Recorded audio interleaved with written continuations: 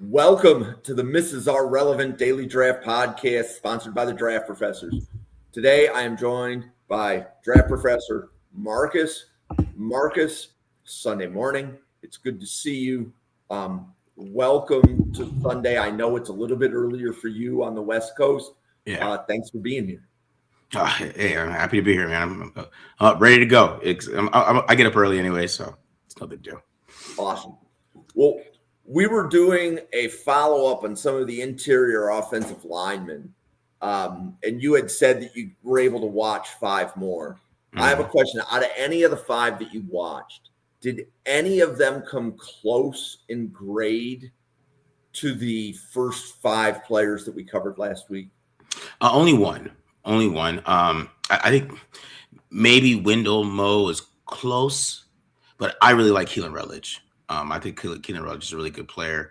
I really like what he can do, just the way he moves. So that's probably one guy that I would say that's pretty close to. The other guys are maybe even in that area with like Basantis and some of those other guys. I think he can start to creep up, especially if he has a good combine. I think that's one guy. His athleticism is very high, and he just doesn't have a lot of pass rush true pass sets. So it's hard to kind of judge him as a pass blocking guy. But I mean, if you want to watch some run blocking, you can just watch Georgia Tech and him just go. So that's one guy that I was definitely what I put in the area of the other guys you watched the other day. And when you say in the area, does that mean that it wouldn't surprise you if Rutledge went round 2? It wouldn't surprise me. No, I don't know about high round 2, but I think if it was round 2, it'd be later, like around like the 50s or something like that. If somebody decided they really like his upside, because the upside is really high with Rutledge. I think because since there's not a lot of pass blocking reps on film, you're going to get a chance to really either mold him as a pass blocker. There's still some good moments there. You got to watch the Georgia game where Georgia Tech was kind of forced to pass a little bit.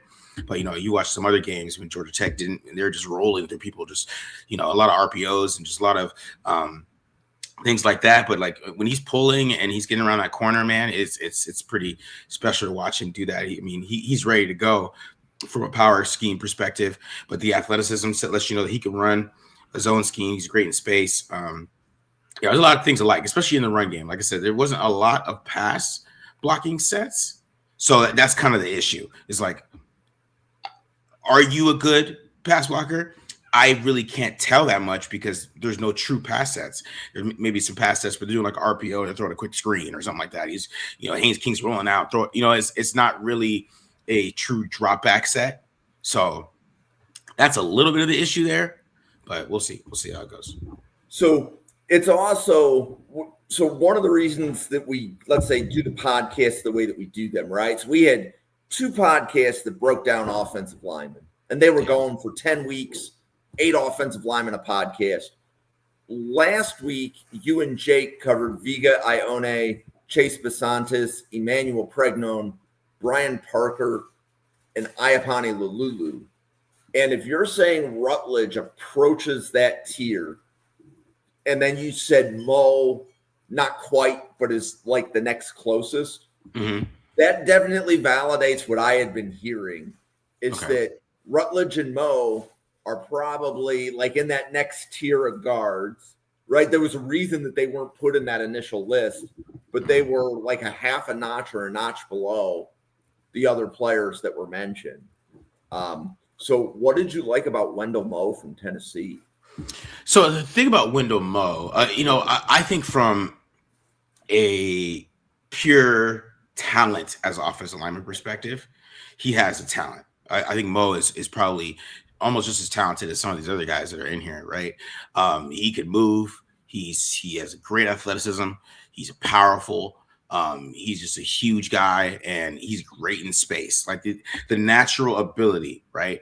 I didn't check this out, but I'm sure he was a high recruit because just the natural ability he has as an offensive lineman. I could sure in high school he probably just got away with that, just destroying people in high school and stuff like that, just because it's natural talent, right?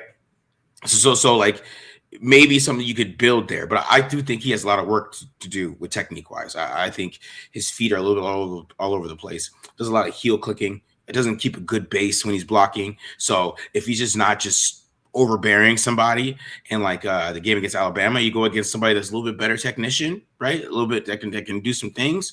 They can beat Mo just because he doesn't have that technique fully down yet, where he's able to kind of just what I would say dominate with his ability. Because the thing is, like, if you take him in a certain area and you could develop him and get the technique down, and where he can just maximize that ability that he has, that natural talent that he has, then you could really hit on a player. But that's the thing. It's not like when you talk about some other guys, we talked about technique last week, where it kind of it's just hand placement, things like that. That maybe small things that you have to fix that are easily fixed, right?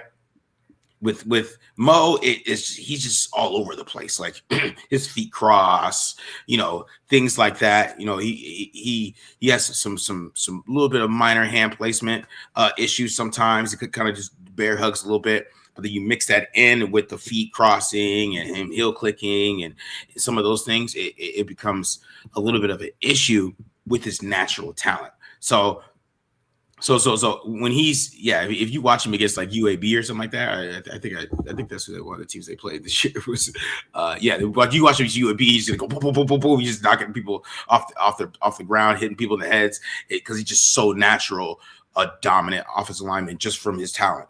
But when he goes against like some better teams like Oklahoma and the Georgias and Oklahoma and like Alabama, those type of schools like that, where you got some guys that have a little bit more technique and technician to them, they're going to really beat him, and he's not going to be as dominant, and you're not going to be able to see that natural ability because a little bit of his feet are all over the place a little bit. So he's got it's a little bit of molding with him. You got to work it out. You got to get that better, but there's high level talent there. Like I don't like if you compare the talent level, like if he had the technique like Vega had, he has that talent to get there. Like you could just see it, just the way he moves and how strong he is, right?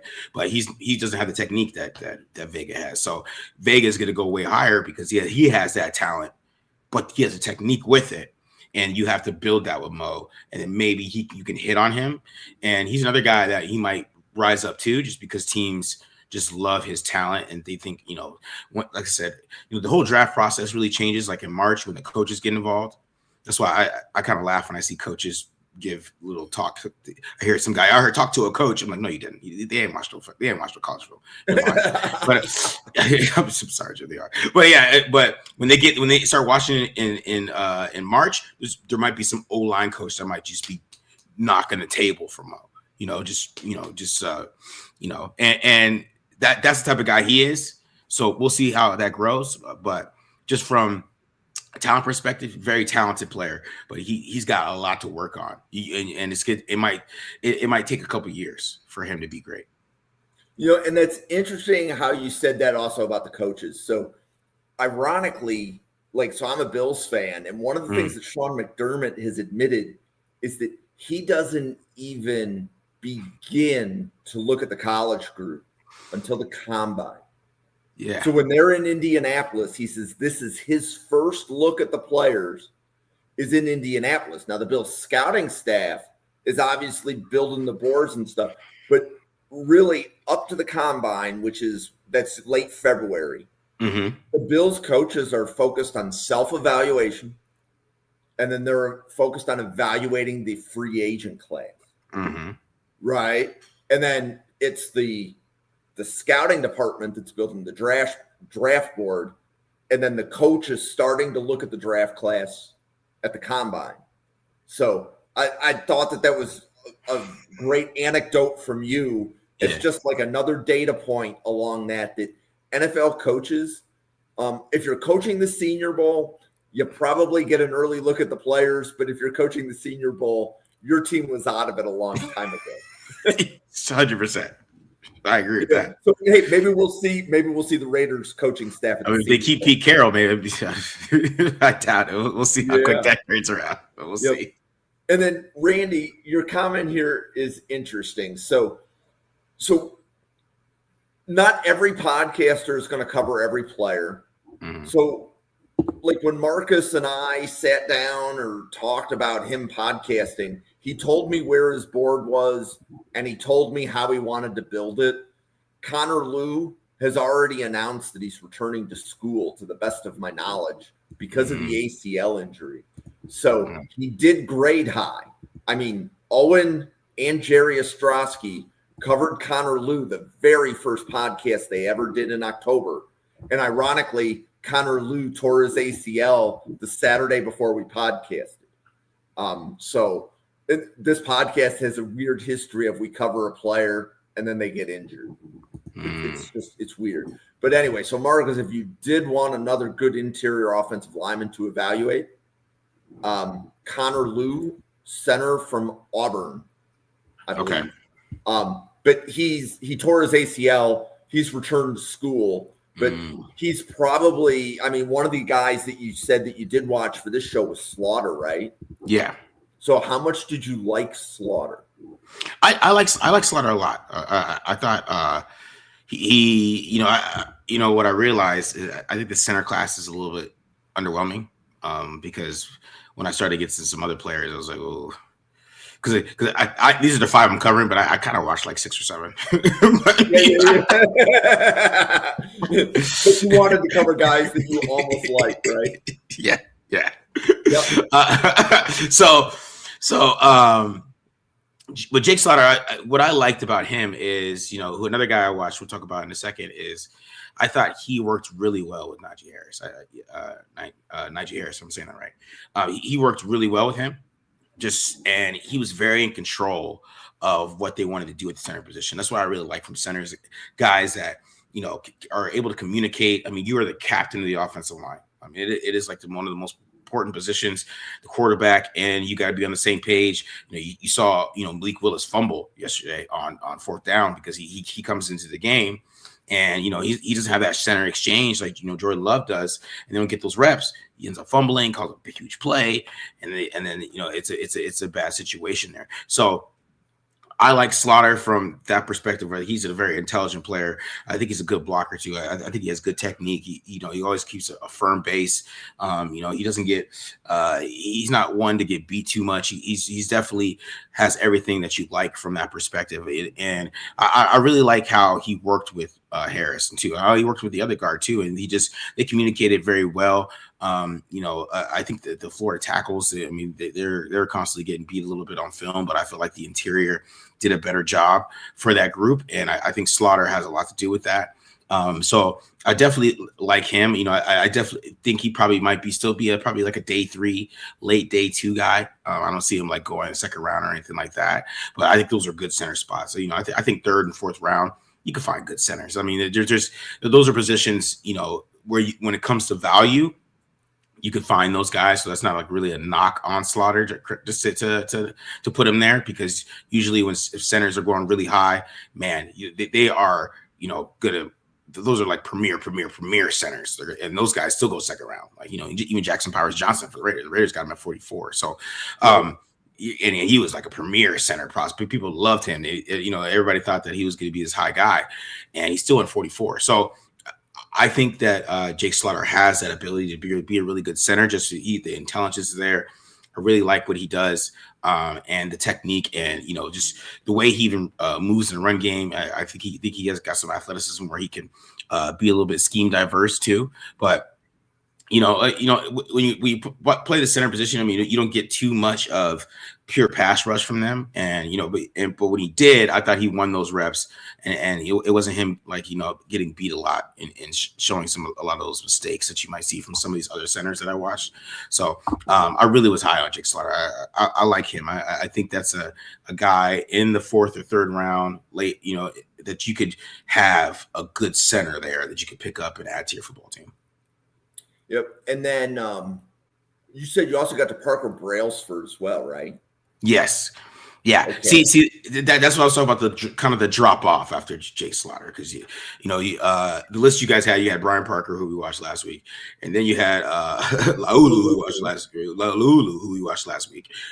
Both pretty good linemen, right? And then you got to Jake Slaughter, and you're like, okay, it's good. And then you get to Parker Brailsford, And then like if he's 4, then there's got to be a little bit of a drop off after this because so but like I go ahead. No, so the list I sent you, I'm looking at it right now, and the list wasn't in order. Okay, it wasn't. It's not in order. Okay. No. So the top 4 were kind of in order. Okay. But if you watch player 5 before you watch player 8, I can see why you're telling me that.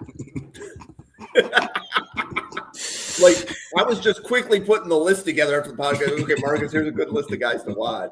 So, yeah, so if you're comparing, let's say, Braylon Moore to Parker Brailsford, right? Because I know that the Raiders need a center, and you were indicating that you wanted a list of centers to watch. Yeah. I can see why you make that comment. Yeah. Because have you watched Logan Jones yet? I didn't watch Logan Jones. I forgot who else I took a peek. That's all right. So I would be curious if Logan Jones grades higher than Slaughter for you. Okay. I mean, he's gonna be in the tier with Slaughter. I'm just curious if he grades higher. Okay. That's an Iowa wrestler. Okay. He's the Iowa guys. Okay.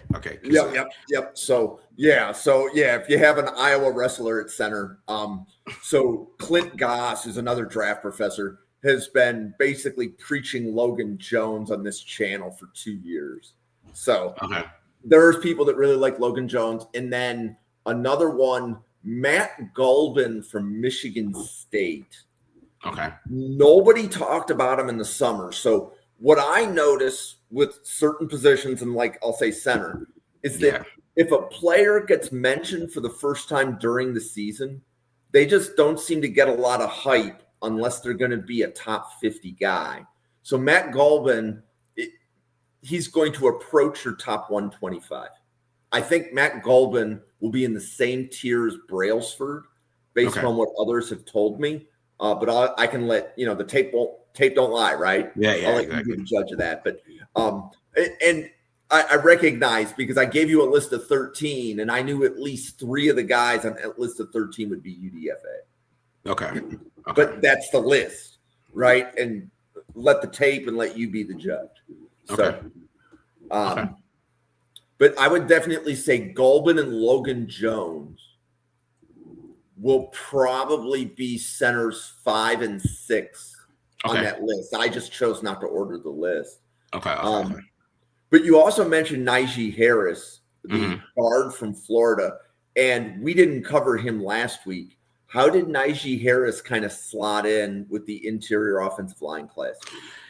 I think he's a little behind those guys. Like, I think I thought Keelan Rutledge was, a little bit closer to those guys we covered the first week, but I think Najee Harris is a little bit behind them, just because, I think against certain competition, he kind of showed a lot of things that he has to work on. I think he's one thing I noticed is like he kind of gets off the ball a little bit slow, right? You watch him and Jake Slaughter. I think, watch them close together. I think he can gets off the ball just a little bit slow. He's got to fix that, which, those are easy things. That could be a fix, right? But when he comes off the ball slow, I also think he's a little bit late with his hands that comes around, because I think he does have a good base. I think when Harris is on point, he has good base, which allows him to move his feet, keep his feet moving, get a lot of push. I think he's just a strong player. I like those things. It's just when you have that kind of a slow get off, and then you kind of have the late hands, sometimes guys can start using their moves on him, right? Which, I think it was Georgia, I believe, that was just kind of was just eating him up a little bit. I think there is that issue with him kind of having to deal with that at this point in time. It's kind of like if I don't get off that quick and I'm kind of late, I'm getting beat, and then I can't show off the power that I have, and I can't show off the movement that I have. That a lot of those things. So I think that there's some things to work on with him. I think it all starts with his get off. And then once he starts to get off, just getting his hands quicker, because I think the natural, the lower body part of it doesn't need much work. That's what I would say. I think he can, if he can get the upper body part, which is the easier part for offensive linemen, to get that fixed where we can get and the get off too, and just so he can show off a little bit of that power, and because when you don't have that get off too, then you're not able to anchor as well. in my opinion, I think the anchor kind of goes away a little bit. You can get pushed back. And like I said, there's just sometimes when guys are going around him. But like I said, him and Slaughter, they work so well together from like a stunt perspective, picking up blitzes and things like that. I think intelligence wise, mental processing, I think he's there. I think it's something he could work. He doesn't have to work too much on is the mental processing part of playing guard, which I think, and when the interior, left tackles, right tackles, it is important for them, but it's not as important as it is for the guys interior. They have to be right there because those TE stunts, they're coming this way. I mean, sometimes they go outside, but most of the time they're coming inside when they're doing that. So it's going to be something that he's already set to go there. But I think that there's like just upper body part of it for him, like because he doesn't have the greatest grip strength either. He's not like just if he gets his hands on you, he's gonna maul you type of guy. It's got to be like some technique with it a little bit, in my opinion. And I think that since that's kind of missing from him, I think there's a little bit of situation where you got to just fix up that upper body. And once you do that, it'll be a whole lot better. And was there any other offensive lineman that was on your watch list that we haven't gotten to that you've actually watched? There's a couple guys I started to watch Enes Cooper a little bit. I watched Enes Cooper a little bit, but I didn't finish it because I was like, maybe I'm going too low there. But I watched a little bit of him, and I thought his film was decent. I think it was more because I had a Raiders fan. He wanted me to watch him. He wanted me because I was watching some Miami things, and they were asking me about Enes Cooper, so I checked him out a little bit. But it wasn't that impressive, so that's why I kind of moved on to some other people. Well, he's polarizing. So Enes Cooper, some people say Jim Harbaugh drafts him round 3. Everybody else, they're going to take him in round 4 or 5. Okay, that was what one of the, and actually Anthony Russo. I think that's a direct quote. Okay, right, because he was the one that actually like gave that on a podcast. He said. Anthony liked Enes Cooper, but he says, I like him day 3. Jim Harbaugh will like him round 2. Yeah, shout out Anthony. He's a fellow Cole Payton truther with me. So shout out Anthony. And then, okay. So, and I can see that, right? Because different people build boards different ways. Yeah, and if you're focusing on like top 100, you don't run the scheme because I think Cooper, projects to like a power blocking scheme. Yeah. If I understood what I had heard from 2 different podcasts that covered him. Josh Thompson and Yeager Burton. So Josh Thompson of LSU, Yeager Burton of Kentucky. I would actually say are probably the next 2 after the group of guys that you've watched and liked. And have you watched Cage Casey from Boise State yet? No, I'm not. That's something I wanted to get to though, because I just I saw some people talk about because I was actually to go watch the Boise State film, but I decided to go to Wendell Moe instead because I just he went to U of A, and so I was a little familiar with him. Just from I cover I follow ASU and I hate U of A, so I hate every recruit they get. So. Every time they beat us to recruit. So, but yeah, so I was just a little bit more familiar with Wendell Moe. It's kind of that's why I went that direction. But yeah, but I like this interior line class though. I really do. I think it's I would agree. I think so on average it's about 50 offensive linemen get drafted. So it's just under the average. It's just under 2 per team, right? Yeah. And I get the vibe right now. I shared with you a list of 15 interior offensive linemen. There seems to be about 17 tackles that people are giving a round 1 through 5 grade on. Okay. So if there's only 17 tackles there, I think there's like just a giant sucking sound. Okay, let's start trying to find a guard. Yeah. So Randy, DJ Campbell. So have you watched DJ Campbell from Texas yet? No, I have not watched it. So Randy, we have covered DJ Campbell twice. Jerry and Owen covered him on a Tuesday podcast. And then Anthony Russo right here in the chat has covered him on a Saturday podcast. So what I'm hearing about DJ Campbell is that he's a day 3 guy. We covered DJ Campbell on this channel last year. We covered DJ Campbell on this channel again this year. And basically the assessment was it's the same player. Like whatever they said he needed to work on when he returned to school, that's still there. So that's just a day 3 guy that maybe within a year can develop into an NFL starter. But if you draft him, you really don't want him to play his first year. There's a lot that DJ Campbell needs to clean up. But I would say, based on like Marcus talking, I would say DJ Campbell is probably right next to Inez Cooper on the board. Right. They're going to be in that category. So there's things that you're going to like, but then there's things you're going to be like, I just don't want to like it this year. Right. Like if you draft him, you're going to have to stash him. And I think that's actually the challenge with offensive linemen, because when we're talking about, let's say, a day 2 offensive lineman or an early day 3 interior offensive lineman, we're probably expecting them to play as a rookie. Right. Whereas if you grab an interior offensive lineman in round 6 or 7, you know that you're stashing it. Yeah. Because there's something that you need to clean up. So, Marcus, how many interior offensive linemen do you think the Raiders need to change to fix the offensive line?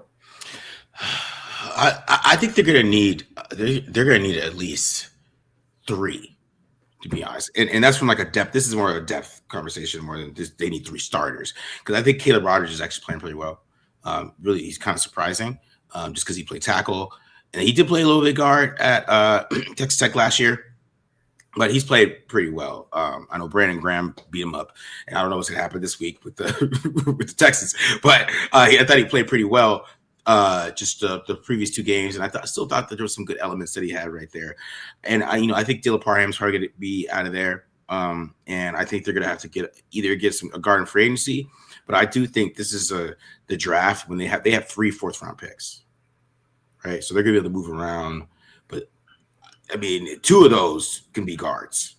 I mean, they can go guard in the 3rd, and then whatever other positions they want to fill, and then at the end of the 4th, take another guard.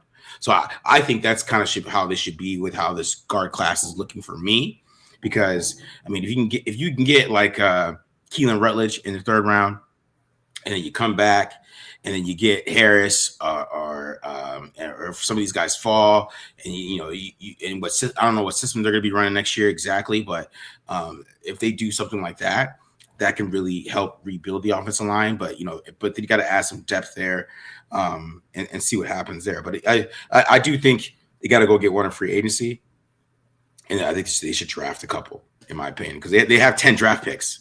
I mean, I think they can use them on the offensive line. And I love having a lot of 4th-round picks.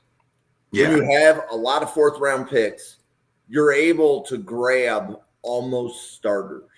So what I mean by that is usually a day one grade is immediate starter, and a day 2 grade is a player that projects to be an NFL starter with a little bit of coaching.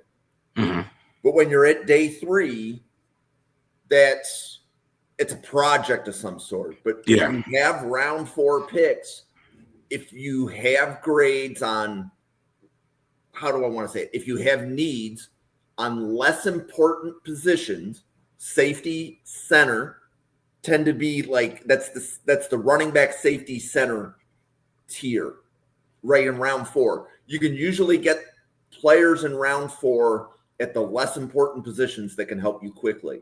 And they fell to round 4 because they're less important positions. Yeah, I agree with that. I think, especially if you were picking where the Raiders at, I talked about this on my show the other day. Like, they're still going to be picking. You pick 2, right, and then you get your next picks at 34. That guy can still have a 1st-round grade for you that you're picking. And I think that's the way they got to look at it. And then you pick that early 4th-round pick. That guy might have a day 2 grade for you. So I think that's how they got to approach it. They got to approach it from that perspective, and know that they're still getting good players because they're picking earlier. Yep. So From an interior offensive line perspective, is there any player that you've watched that you want to talk more about? Let me see. Any player that I watch, I want to talk more about. Well, I didn't talk about Parker Brailsford that much. You need really get into Parker Brailsford. But to answer your question, somebody would talk about even more. I think it's Laulu from Oregon. I think that dude is what he was doing yesterday to JMU. I mean, just him and Pregnon, man. What they were doing to JMU. I think his stock's going to keep rising. And we're talking about what premier day 2, maybe day 1 French center looks like. It is him. That dude is a stud. They were just tossing guys around yesterday. Even though I thought Dante Moore didn't play as well as he's getting talked about on Twitter. He threw some ugly interceptions yesterday. People don't want to talk about that, but it wasn't like he was under pressure when he did them, and that's kind of something that I'm going to look at. That I'm going to watch that film just because I want to see those interceptions again and see what happened on those. But they were tossing dudes around yesterday. I mean, I was watching it. I was literally just because I was watching the offensive line, specifically, and they're just tossing them around, man. so yeah, you know what I mean? Like comment right here. So Brailsford Laulu. Mm-hmm. I feel free to give your comment. I'll add on when you're done. But what do you think is the difference between the two? I would say mental processing is one, but power is the big one. I think Brailsford is, he's a little light at center. Like, and I know Lulu probably isn't like probably not 330 pounds. I don't know how much he weighs, to be honest.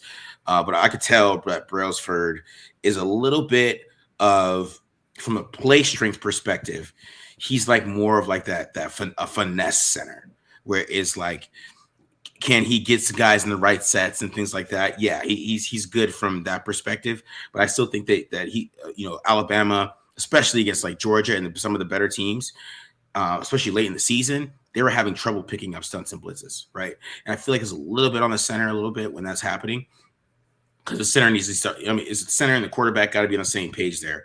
And I think, Brailsford doesn't do anything that's like dominant on film, in my opinion. I like he moves some guys sometimes. Sometimes he has some good pass reps, pass blocking reps every once in a while, and he looks pretty good. I think from like a technique perspective, it's there, but it's just like the power, the grip strength, see 6'2", 290 to exactly. I can verify both of those on PFF, so I pulled PFF up. I wasn't going to comment until you're done. Yeah, he that's what you see it right away, right? He's a little light. So he's gonna get pushed back sometimes against certain guys, especially if it's a nose tackle. Like, I'm a little worried about him going against those type of the big nose tackles in the NFL. Can he handle those guys? Can he handle that play strength? I don't know about that. Just because it's a size thing, and he's gonna have to really get his upper body strength up. He's gonna have to get that up. But like I said, from a communication perspective, he's pretty decent, but it's not the best either. And it was just nothing that really compare with Laulu. I feel like it's two totally different tiers, right? Especially because it really feels like, Brian Parker's up there, but we're projecting there, right? So the best true center is Laulu, right? So, or Lolu, was it Lolulu, right? If I'm saying it right. But I will try. I am the worst with names. Iapani Lululu. Okay, yeah. So he is just on another tier, and then it kind of goes to Jake Slaughter, and then it goes to Brailsford. So I want to watch some of these other centers and see where they stack up with some of these guys, or some teams, or who's played center before. I kind of want to look into that and some of these guards. But man, there is a contrast with those two for sure. Yeah. So Randy, my advice is go back to find the podcast on the offensive line playlist where Jerry and Owen covered Lululu. I believe Jake Slaughter was on that same podcast. And I also think they covered Connor Liu on the same podcast. But one of the things that Jerry was pointing out is that if you look at, let's say, the top 4 centers of the class, So I am just going to arbitrarily say that the top 4 centers in some order are Brian Parker Jr., Iapani Lalulu, Jake Slaughter, and Parker Brailsford.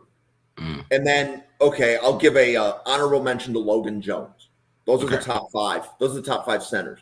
But what they have in different, what makes them different, which means that somebody might pick Logan Jones over Lalulu, is they're not all going to be suitable for the same scheme. Yeah. So you're going to be able to, if you have a power running scheme, you will like Lalulu and you will despise Brailsford. Like Brailsford may not even be on a team's board if they're a power running team. You agree? You agree with that, Morgan? 100%. Right.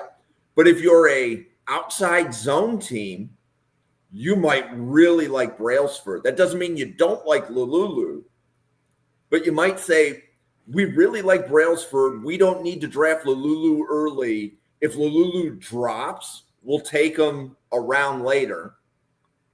But if we run outside zone, Parker Brailsford might be that guy. Do you agree with that? Yeah, I agree with that. I do think that Lalulu, I think he could run zone. I think there is still that. So, of course, he would be a better fit for a power system for sure. Right. And that is why Lalulu is probably center 1, is because he's scheme diverse. Yeah. He's probably best in a power scheme, but he can still execute an outside zone scheme. Yes, I agree with that. Yeah. But whereas Brailsford is going to be scheme specific. If you don't run outside zone a lot, I don't think you're looking at Brailsford. No, you're not. And then I would believe that Logan Jones is going to profile similar to Brailsford. So give me a minute. I'm looking up Logan Jones on PFF right now. Okay. Oh, he's number 1. I just have to look at the top. So Logan Jones is 6'3", 302. Brailsford, is he 290? I haven't found him on PFF yet. Okay. Give me a minute. I just have to type it in so I see it. He's 6'2", 290. So I would say Jones and Brailsford are probably going to be the centers that outside zone teams prefer. They might like Lalulu, but here would be an example. So my favorite, like if I'm just going to throw darts at a dartboard and call my shot, if Lalulu's in this draft, he's going round 1 to the Detroit Lions. Oh, okay. I'm calling my shot. Okay. Now, I think everybody else is going to have Lalulu in round 2. Okay. I think generally speaking, most people are saying Lalulu round 2, but Jerry and Owen were like, if you're at the back of round 1 and you need a center, Lalulu may not be there at the end of the second round for you. Yeah. And if your team needs a starting center and Detroit needs a starting center, they had to pull their center out of retirement earlier this year. So Detroit needs a center. There's no right. So, okay, who are the first round centers?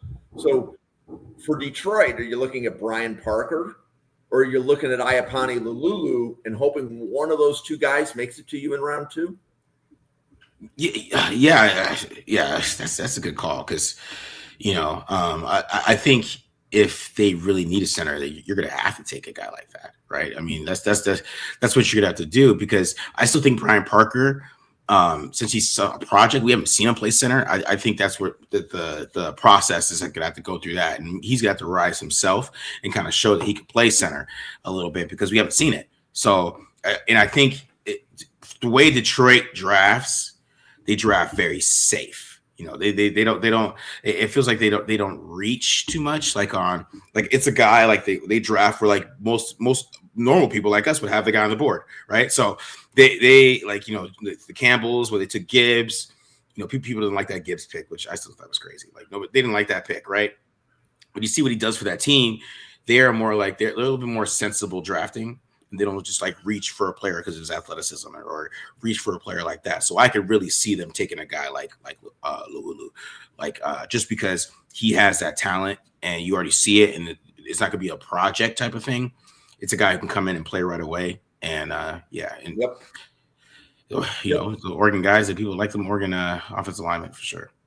Right. And it also gives Detroit a little bit of flexibility, because if they know that like the next team that needs a center is either the Raiders or Jacksonville, like I remembered, Marcus, you and I did some mock drafts, and you took, I think you liked Pregnone at the top of round 2, correct?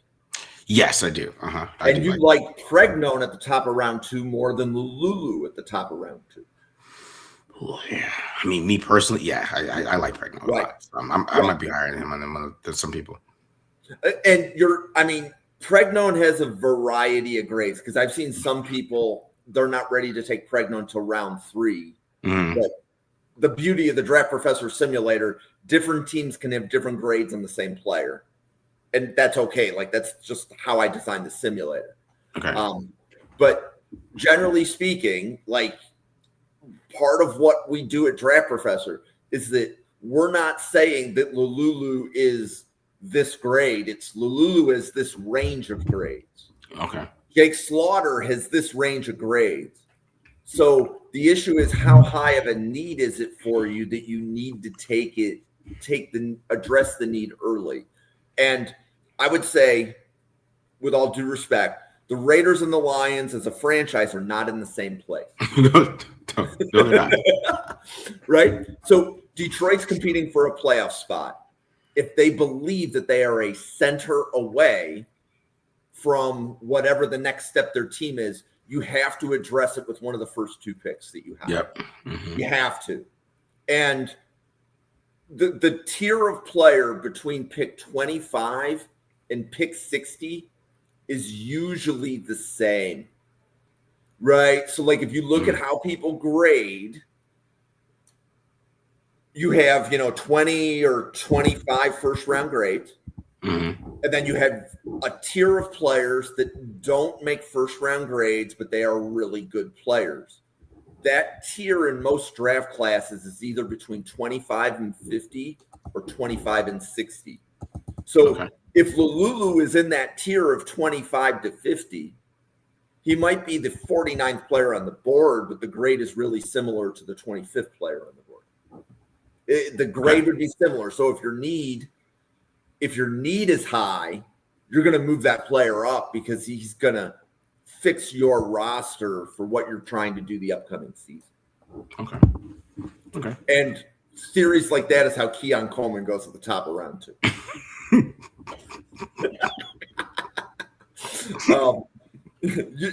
You guys can throw that one at me. I didn't like the pick when they made it. I was at the draft in Detroit. I did not like the Keon Coleman pick. I cursed as I was leaving. I mean, I was right up in front of the stage, and I got up there for them to announce Keon Coleman. I'm just saying. But realistically, if you look at like how different people grade, some of the people will show me their grades, right? So like I've seen like Ian Cummings' board. He has grades, and Ian's like, anybody with I believe it was like an 80 or an 85. If they get an 80 or an 85, he says they need to go in round 1. Okay. But maybe that was maybe it was the 80. Anything above 85 was a top 100. Yeah. Something like that. So Ian was explaining, like, he says, even if he hasn't done his whole board, if he graded a corner and they had a grade of 85, he says they should be in the top 100. He says, I don't know how the other positions are going to score yet, because I'm not done. But if I grade somebody and they have this number, they should be in the top 100 based upon his historical data of how he grades the players. Okay. That kind of thing. So, so Marcus, any other interior offensive linemen that you want to spend some time on? I don't know if we covered Brailsford in all the detail, because I think we took a comment instead. But, I think I talked about Brailsford a little bit. Probably nobody else I could probably think of off the top of my head. I just got to watch some more of these guys. But that's what I do. That's why I like doing this, because I'm able to dig into these guys a little earlier, more in depth, more at a time. Because I haven't made a personal big board since like 2022. I think it's the last time I made like a hard top 100. Mm. So I haven't done it in a while, but this is allowing me to do it. So that's what I like about doing this. Cool. Well, why don't we pause for podcaster identification? You want to let everybody know about Tape Don't Lie and the other Raiders content that you make? Yeah, so Tape Don't Lie is on YouTube. You know, if you guys are subscribed, we're only 5 away from 12,000. So, hey, just 5 people in here. Go ahead, subscribe, get us to 12,000. Because we do a lot of draft stuff. I mean, we already have our draft shows. We have a bunch of episodes. I just did Keelan Rutledge more in depth. And then Matt, who does a great job. He did Amari Washington. So, definitely go ahead and check that out. Check that episode out as well.